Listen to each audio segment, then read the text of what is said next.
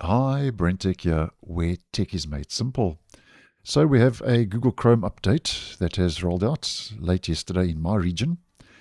And once again, the changelog does not indicate what the update includes. And this is becoming more the norm than not.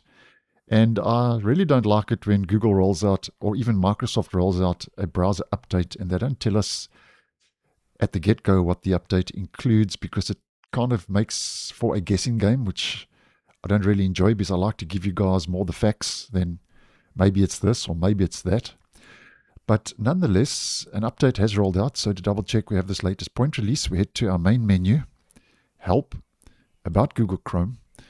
Latest version in bold is now 150.0.7871.100 or 101. Once again, either or running Mac, Windows, or Linux means your browser is fully patched on the latest release, version 150.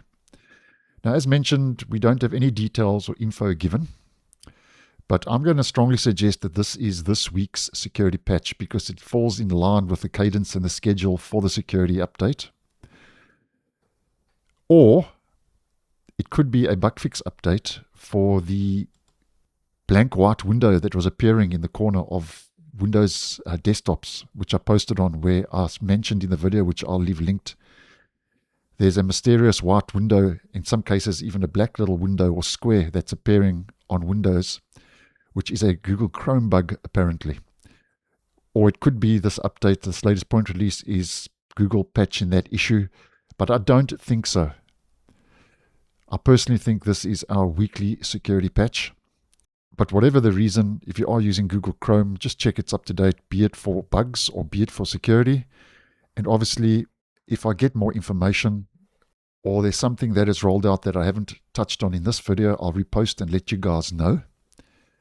And if this is our security update, then we can expect the other Chromium-based web browsers, Brave, Edge, Vivaldi, to get the same security patch as well.